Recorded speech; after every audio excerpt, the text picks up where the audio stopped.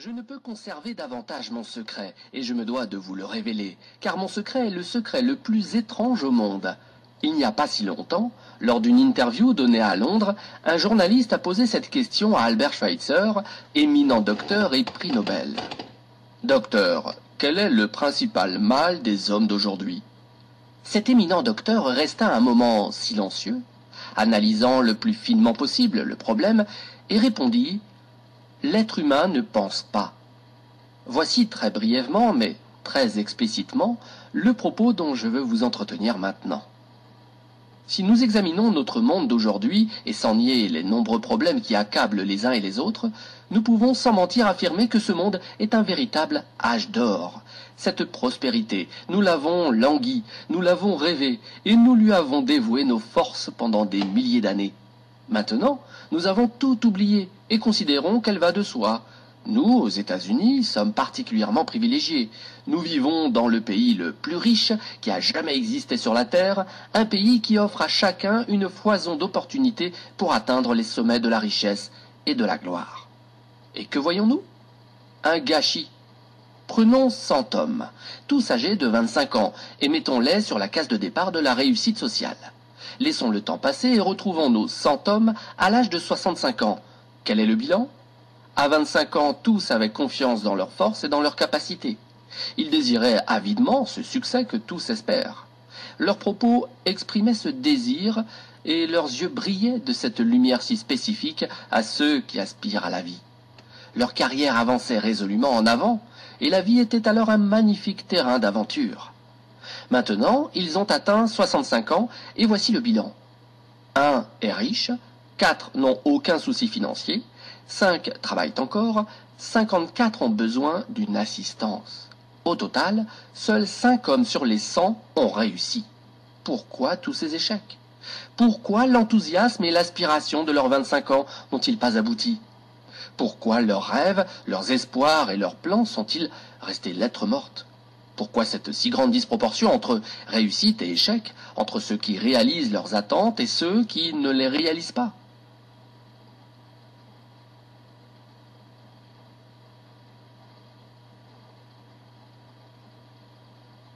Définition du succès.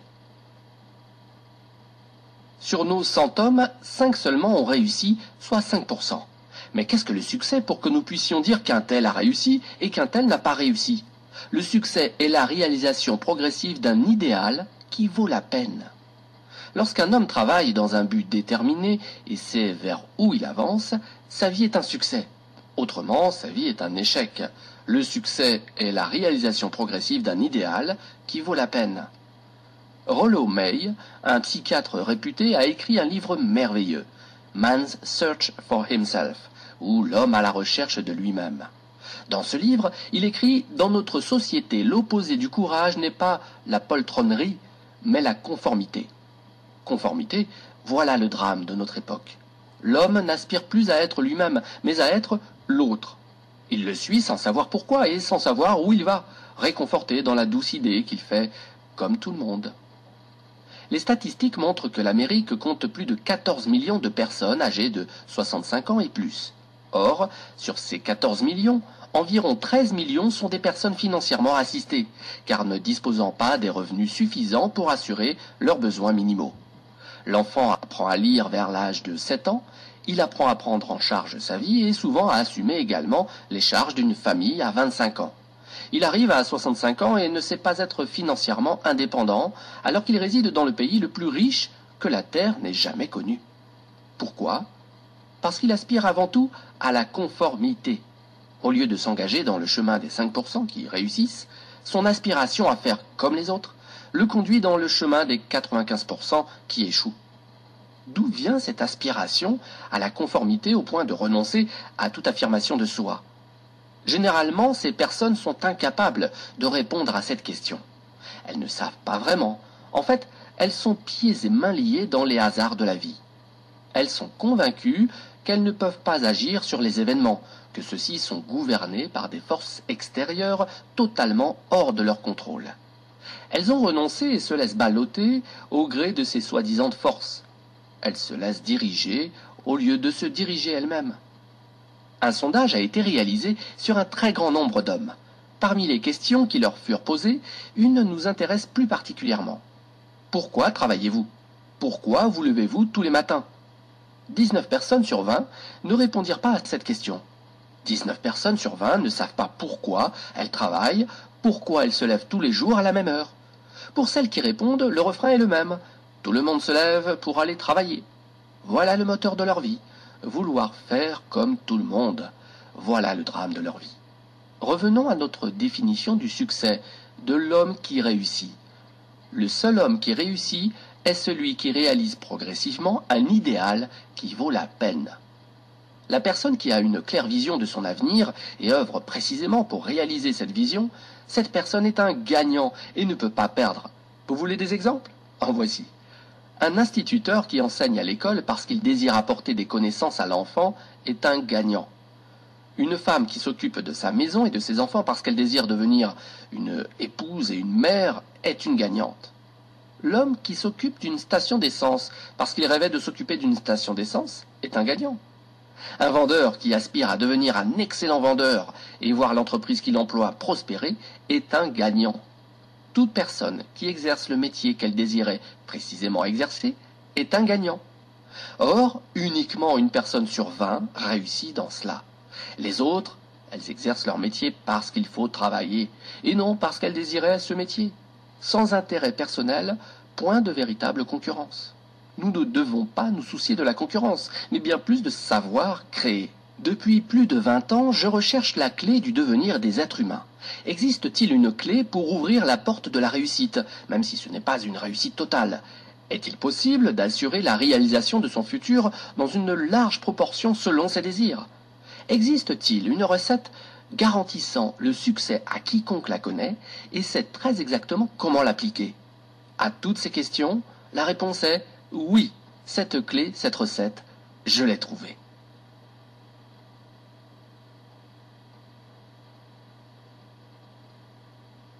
Vous êtes-vous jamais demandé pourquoi tant d'hommes travaillent très dur, sont scrupuleux à rester dans la totale honnêteté sans que la réussite soit au rendez-vous, sans qu'ils en retirent de la satisfaction, alors que d'autres travaillent beaucoup moins, versent souvent dans la malhonnêteté et connaissent une totale réussite? Les dés sont constamment de leur côté. Ils touchent de la poussière et elle devient de l'or. Avez-vous remarqué cette tendance qui veut que le succès entraîne le succès et que l'échec entraîne l'échec? Pourquoi en est-il ainsi? Est-ce une fatalité à laquelle le perdant ne peut échapper? Non. Nulle fatalité, nulle bonne ou mauvaise étoile, simplement le gagnant gagne parce qu'il s'est fixé des buts et le perdant perd parce qu'il ne s'est fixé aucun but. Si vous savez où vous voulez aller, vous y arrivez. Si vous ne savez pas où vous voulez aller, vous errez et n'arrivez nulle part. Cette situation est comparable à celle de ce bateau qui s'apprête à quitter le port pour une destination connue, selon un itinéraire tracé très précisément. Le capitaine et l'équipage connaissent toutes les escales, la durée pour atteindre chacune d'elles et savent quand ils atteindront leur destination finale. Le but est posé, il est clair et précis. 9 999 fois sur 10 000, le bateau atteindra sa destination. Mais si vous enlevez le capitaine à ce bateau, ou l'équipage, ou vous gardez l'équipage et le capitaine mais vous enlevez le but, la destination, le bateau se mettra en route et advienne que pourra. Vous concédez facilement avec moi que soit le bateau ne réussira même pas à quitter le port, soit, s'il est réussi, il terminera son voyage au fond de l'eau, sur un rocher ou sur une quelconque plage déserte. Sans destination et sans quelqu'un pour le guider, ce bateau ne peut arriver nulle part.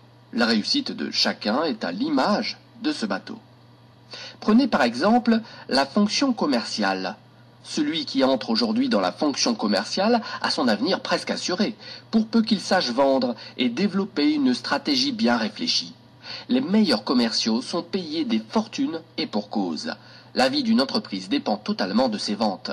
Pour cela, toute entreprise est prête à récompenser largement celui qui peut lui assurer une croissance de ses ventes. Certains de ces commerciaux ont un véritable talent et sont même capables de vous vendre la lune. Ils se comptent cependant sur les doigts de la main. Quelqu'un a fait remarquer que la race humaine était programmée non pour empêcher le fort de gagner, mais pour empêcher le faible de perdre. Cette singularité est remarquable en temps de guerre, lors du déplacement des convois. Les éléments faibles sont protégés, au risque de mettre en péril les autres éléments plus forts. L'économie américaine est aujourd'hui pénalisée par cette même constante, fonctionnant au ralenti afin de protéger ses citoyens les plus faibles, à l'instar des véhicules rapides du convoi forcés de réduire leur vitesse pour permettre aux véhicules plus lents de rester avec le convoi.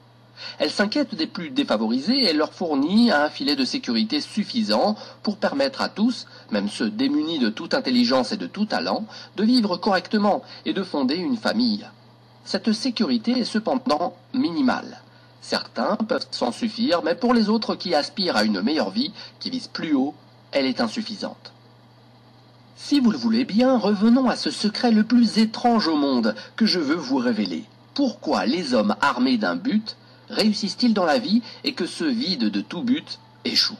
La réponse à cette question est fondamentale et, pour celui qui la comprend dans toute sa signification et toutes ses conséquences, elle peut changer radicalement et immédiatement sa vie. Cette vérité est si forte et si éclatante qu'elle éclaircit les avenirs les plus sombres et les cieux les plus couverts. Elle chasse tous les nuages et pose pour toujours le sceau de la bonne chance sur celui qui l'adopte, la fait sienne. Tous vos désirs se réalisent subitement, sans les problèmes, les inquiétudes et les anxiétés qui minaient vos forces jusqu'à présent. Vos doutes et vos craintes appartiennent bel et bien au passé. Voici cette clé du succès et de l'échec. Nous réalisons ce à quoi nous pensons. Répétez plus fort. Nous réalisons ce à quoi nous pensons. Notre histoire a connu de nombreux sages, enseignants, philosophes et prophètes qui se sont affrontés sur diverses idées, mais jamais sur celle-ci. Tous, sans exception, s'accordent sur l'influence des pensées dans la réalisation de la vie de l'homme. Marcus Aurelius, grand empereur romain, a dit « La vie d'un homme est forgée par ses pensées ». Disraeli a dit « Tout arrive à celui qui sait attendre. Après de longues méditations, je suis arrivé à la conclusion que l'homme qui se fixe un but l'atteint tôt ou tard, car rien ne peut résister à une volonté forte qui se bat pour sa réalisation. » Ralph Waldo Emerson a dit « L'homme devient l'objet de la pensée qui accapare son esprit. » William James a dit « La plus grande découverte de ma génération est la capacité des êtres humains à changer leur vie par un simple changement d'esprit. » Et aussi, nous avons uniquement besoin de penser froidement comme si la chose était vraie, et elle deviendra inévitablement vraie de par son intégration de plus en plus forte dans notre vie même. Son intégration à nos habitudes et nos émotions sera si forte qu'elle fera naître en nous ces mêmes intérêts qui caractérisent une opinion. Il a également dit « Si vous vous préoccupez suffisamment d'un résultat, vous l'atteindrez presque certainement. Si vous désirez devenir riche, vous serez riche. Si vous désirez devenir un érudit, vous serez un érudit. Si vous désirez devenir bon, vous serez bon. Il y a cependant une condition. Vous devez vouloir atteindre sincèrement et profondément ce niveau et ne vouloir atteindre dans le même temps aucun autre niveau avec la même force. » Le docteur Norman Vincent Peale a dit « C'est l'une des plus merveilleuses lois de l'univers. Je l'ai découverte avec passion alors que j'étais très jeune, mais elle n'a vraiment illuminé ma vie que bien plus tard. En dehors de ma relation avec Dieu, elle est l'une de mes plus grandes découvertes, sinon la plus grande. Pour la résumer brièvement et simplement, si vous pensez en termes négatifs, vous obtenez des résultats négatifs. Si vous pensez en termes positifs, vous obtenez des résultats positifs. Cette constatation est élémentaire, mais elle est à la base d'une loi étonnante gouvernant la prospérité et la réussite en 3 mots, croyez et réussissez. William Shakespeare l'a exprimé sous cette tournure. Nos doutes sont traîtres car ils introduisent en nous la crainte d'essayer. Faute d'essayer, nous perdons beaucoup. Georges Bernard Shaw a dit « Les gens tempêtent toujours contre les circonstances qui forgent leur réalité. Je ne crois pas aux circonstances. Ceux qui obtiennent beaucoup de ce monde sont ceux qui recherchent activement et farouchement les circonstances qu'ils désirent pour eux-mêmes et les créent s'ils ne les trouvent pas. » Toutes ces paroles parlent d'elles-mêmes et ne nécessitent pas d'en ajouter. Chacun qui découvre ce secret et l'ampleur de sa portée, nous réalisons ce à quoi nous pensons, est si enthousiasmé par le changement qui s'opère dans sa vie qu'il pense un instant être le premier à le révéler. Fort de cette nouvelle base, il devient tout à fait raisonnable d'affirmer que celui qui se fixe un but concret et présentant pour lui un véritable intérêt réalisera nécessairement ce but. Pourquoi ? Parce qu'il y pense constamment, jour et nuit. Or, nous réalisons ce à quoi nous pensons. L'inverse est cependant tout aussi vrai. Celui qui ne se fixe aucun but ne sait probablement pas où il va. Ne sachant pas où il va, ses pensées ne sont que confusion, inquiétude et crainte. Lui aussi réalisera ses pensées et sa vie deviendra une vie de frustration, de crainte, d'anxiété et d'inquiétude. Puisqu'il ne pensait à rien, il devient ce rien.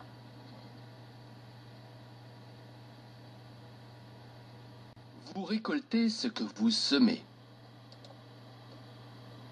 Maintenant, comment ce principe fondamental fonctionne-t-il ?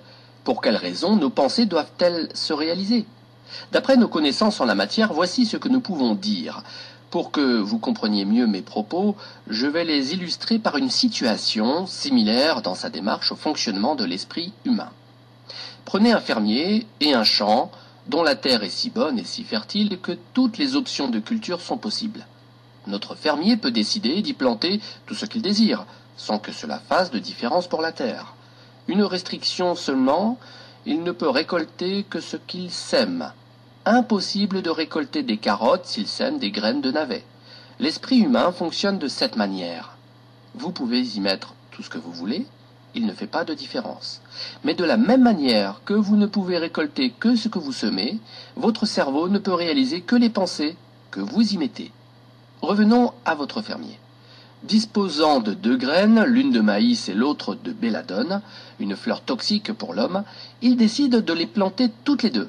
Il creuse 2 petits trous dans la terre, y pose une graine dans chacun d'eux, les recouvre de terre, arrose régulièrement l'endroit et soigne ces graines exactement comme il faut. Que va-t-il se produire ? Le résultat, il est inscrit dans la Bible. Vous récoltez ce que vous semez. La fonction de la terre est totalement mécanique, non réfléchie. Elle s'active sur la graine pour la faire croître et l'amener au stade inscrit dans ses gènes, sans se préoccuper le moins du monde de l'essence de la graine. Vous y plantez un poison, elle produit du poison. Vous y plantez du maïs, elle produit du maïs. Notre fermier obtiendra finalement un plant de maïs et un plant de belladone, exactement ce qu'il avait planté. Certes, l'esprit humain est bien plus fertile, incroyable et mystérieux que la terre, mais il s'y apparente dans son fonctionnement. Comme la terre, il accepte tout ce que vous lui donnez. Succès, échec, but concret, confusion, malentendu, crainte, inquiétude, etc. Mais il produit uniquement à partir de ces matières premières. Vous récoltez ce que vous semez. Certains pensent que l'être humain a conquis tous les continents. C'est une erreur. Il en est un, grand, plus riche que nos rêves les plus fous ne peuvent imaginer, qui reste encore à défricher. Le continent de l'esprit humain. Il est immense et est prêt à toutes les semailles. Si ce trésor est véritablement tel que je le décris, pourquoi les gens ignorent-ils cette bonne fortune à portée de leurs mains et utilisent si peu leur esprit ? La question se pose effectivement et mérite bien un livre à elle seule. L'esprit est un équipement standard fourni à tout être humain à sa naissance et, comme tout ce qui est gratuit, il est totalement déprécié. Le monde du libre et du gratuit n'a pas encore gagné ses galons pour être apprécié à sa juste valeur.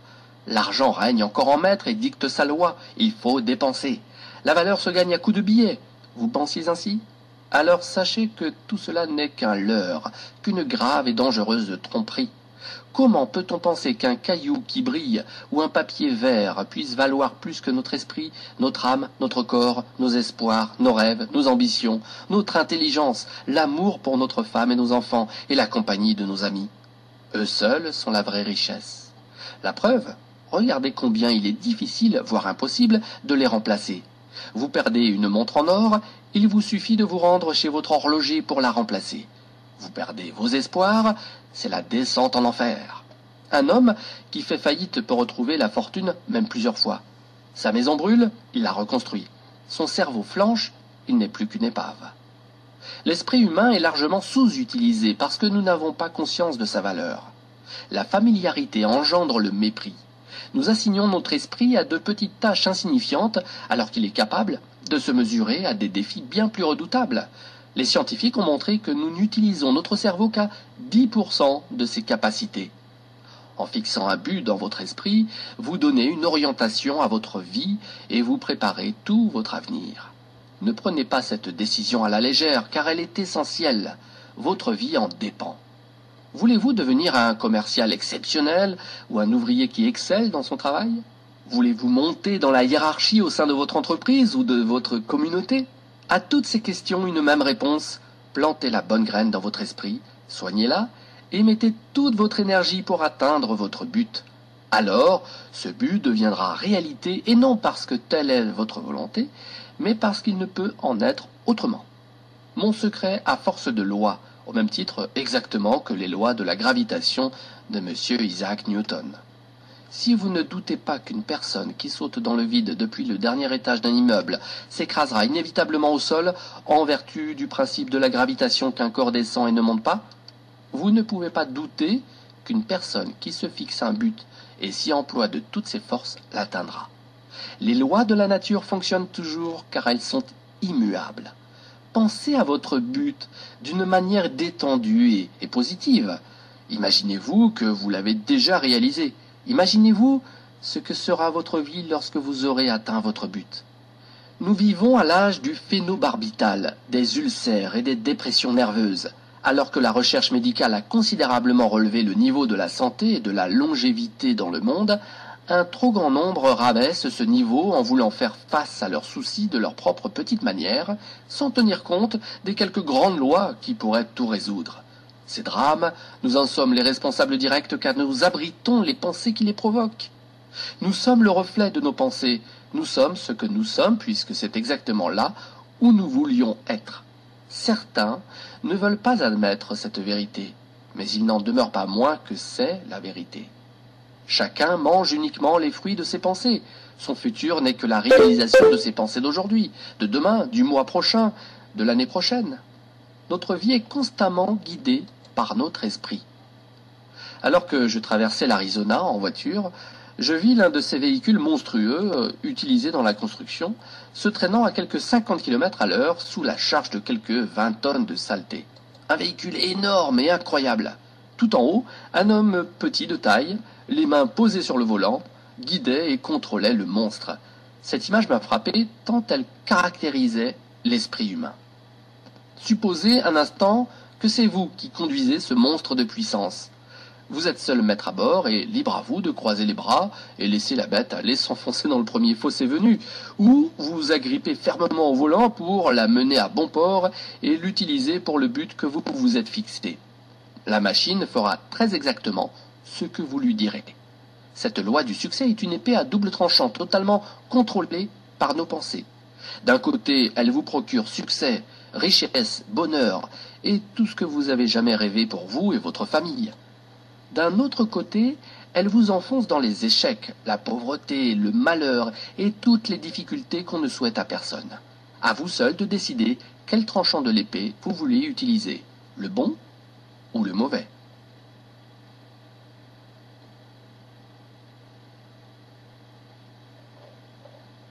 Il était une fois un homme qui ne saurait... Nous devenons ce à quoi nous pensons. C'est le secret le plus étrange au monde. Pourquoi est-il étrange et pourquoi est-il un secret? En fait, ce n'est pas du tout un secret puisqu'il était déjà connu des premiers sages et apparaît à plusieurs reprises dans la Bible. Il a été cependant si peu appris et si peu compris qu'il mérite son nom de secret et son qualificatif d'étrange.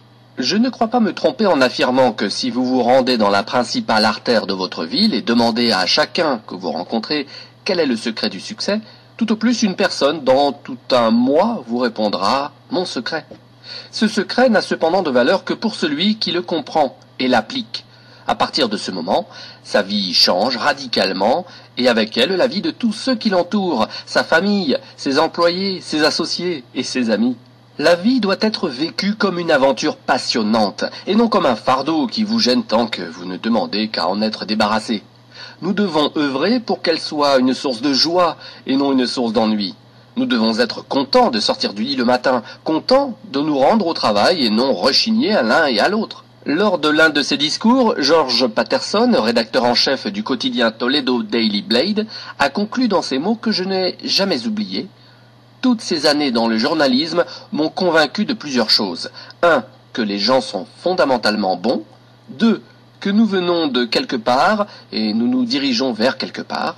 À nous de vivre au mieux ce passage. L'architecte de l'univers n'a pas construit un escalier ne menant nulle part.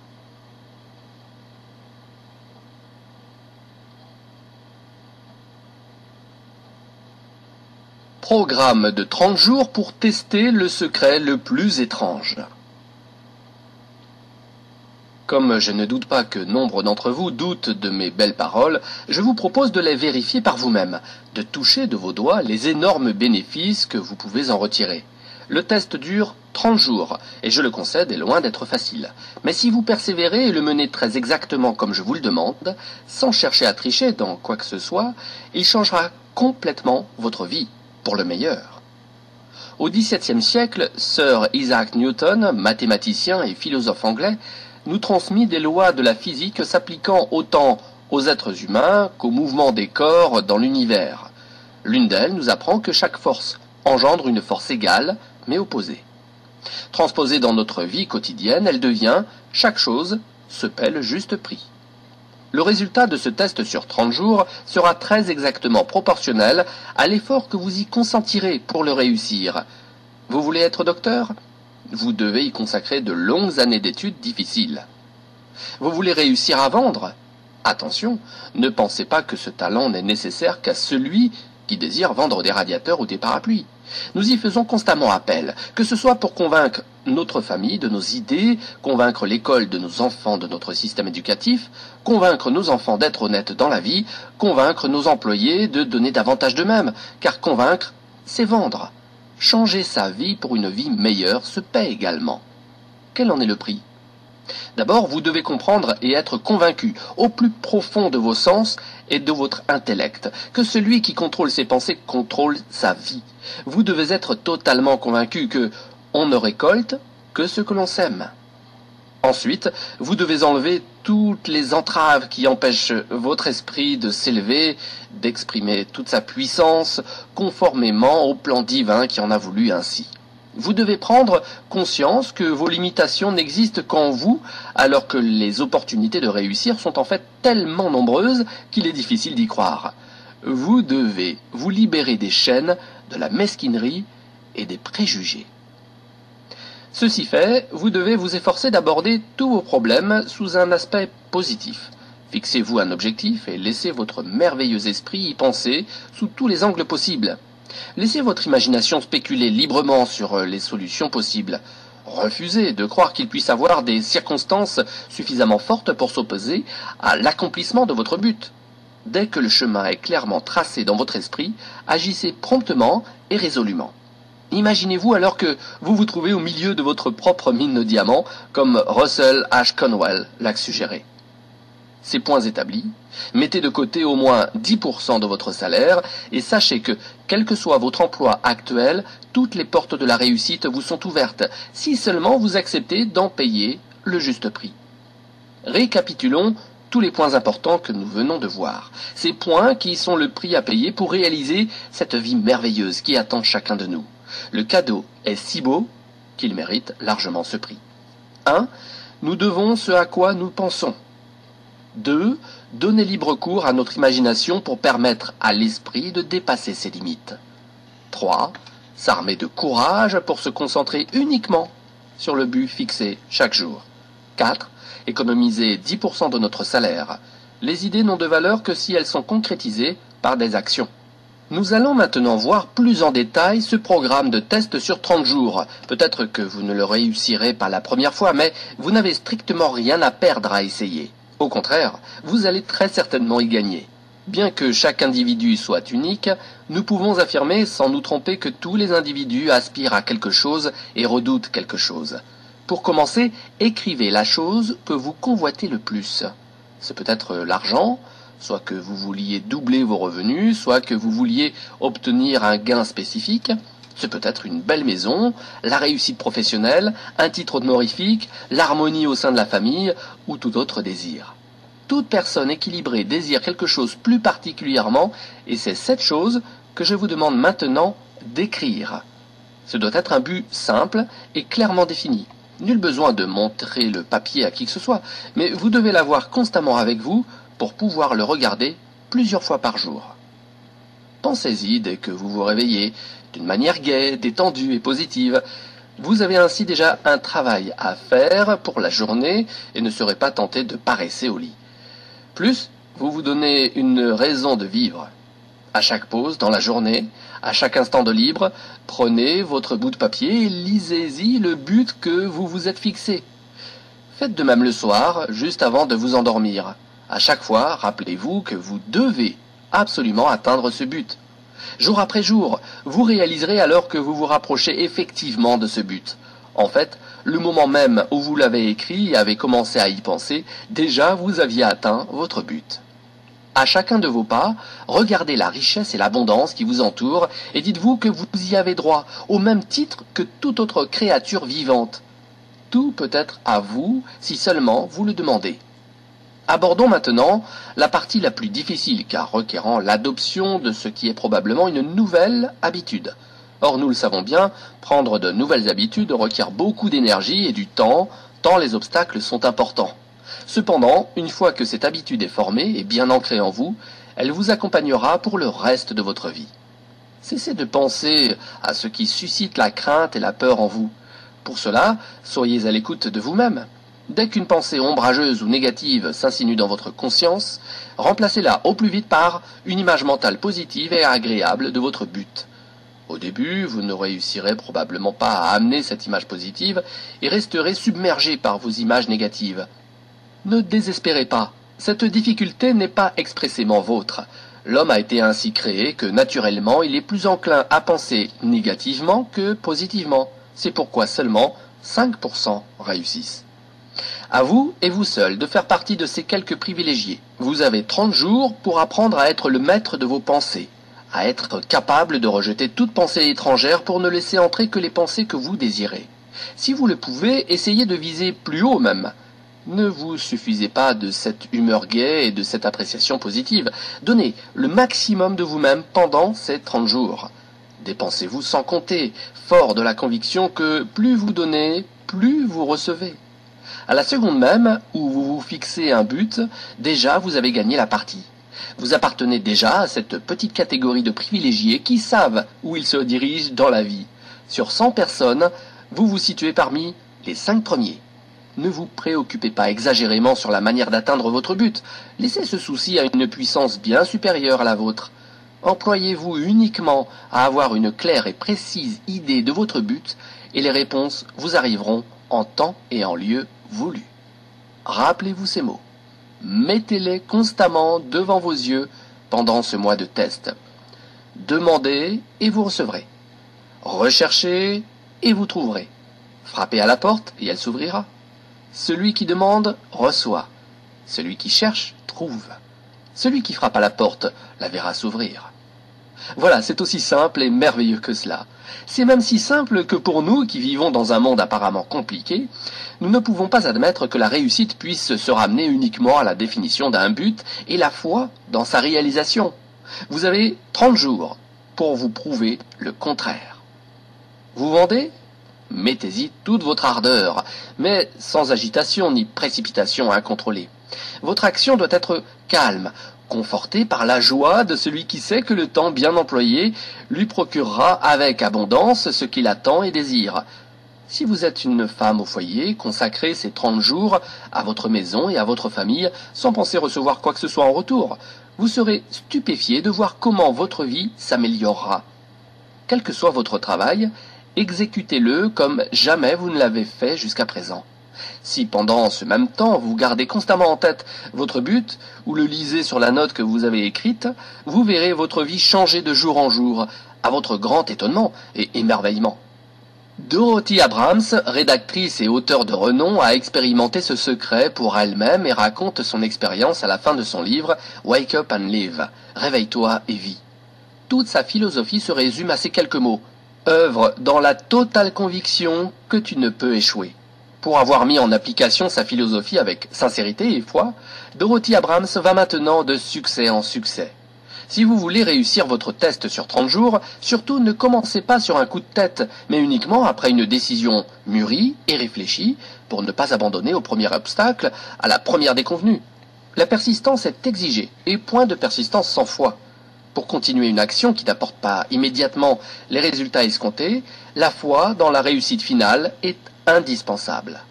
Si vous échouez pendant ces 30 jours, et j'entends par là que vous réalisez soudainement que vous êtes accablé de pensées négatives, remettez les compteurs à zéro et recommencez.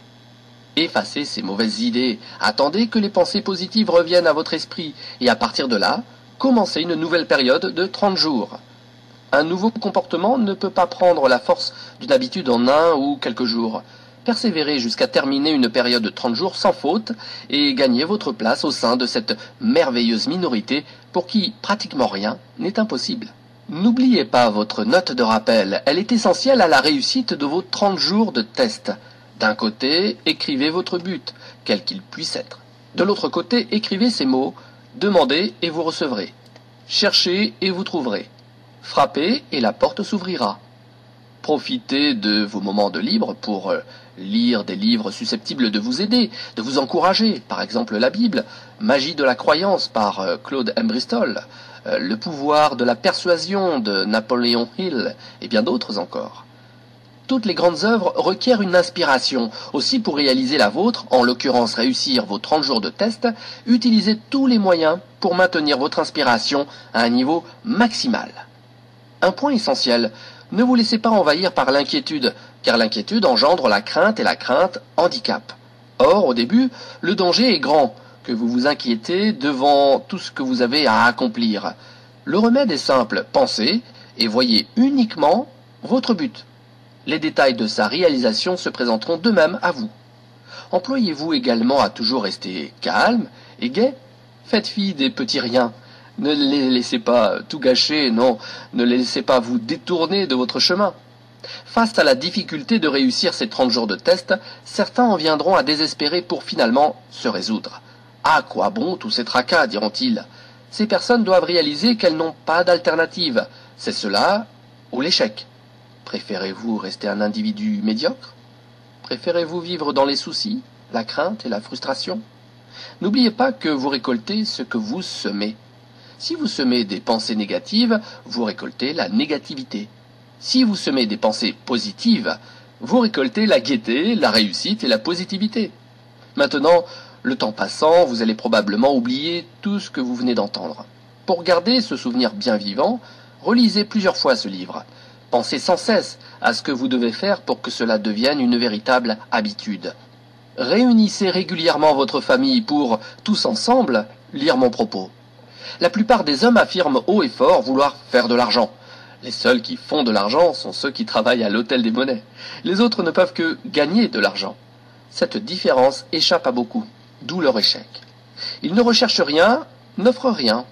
Cela n'est pas et ne sera jamais la bonne manière pour gagner de l'argent. Nulle autre alternative que celle de fournir des services ou des produits nécessaires et utiles. En échange de ces produits et services, d'autres donnent de leur argent. La simple loi mathématique nous apprend alors que l'importance de ce retour financier est directement proportionnelle à l'importance des services. Le succès n'est pas le résultat, mais la cause d'un afflux d'argent, et il est directement proportionnel à notre service. La plupart des personnes pensent exactement l'inverse, que seul celui qui a déjà gagné beaucoup d'argent peut clamer « J'ai réussi !» Qu'elles réfléchissent et constatent leur erreur. L'argent découle forcément du succès, et non le succès de l'argent. Revenez à l'époque du chauffage au bois et supposez qu'un homme s'assoie devant son chauffage et lui dise « Chauffe et uniquement ensuite je t'ajoute du bois ». Stupide, n'est-ce pas? Mais savez-vous combien d'hommes et de femmes agissent exactement à l'instar de ce sot pour leur propre vie? Des millions. De la même manière que nous devons mettre de l'essence si nous voulons que la voiture avance, nous devons fournir d'abord un service et uniquement ensuite pouvons-nous espérer une entrée d'argent. Notre souci premier ne doit pas être l'argent mais le service. Occupez-vous seulement à construire, travailler, rêver et créer. La prospérité et l'abondance viendront d'elles-mêmes en leur temps. La prospérité est fondée sur la loi de l'échange mutuel, stipulant que toute personne qui contribue à la prospérité connaît à son tour la prospérité. Celle-ci proviendra soit des bénéficiaires directs de son service, soit d'autres personnes, mais forcément elle lui arrivera. Chaque action génère une action égale et opposée. Pendant votre période de 30 jours, rappelez-vous que votre succès dépend directement de la qualité et de la quantité de votre service. Comment les mesurer ? Par la quantité d'argent que vous recevez en contrepartie.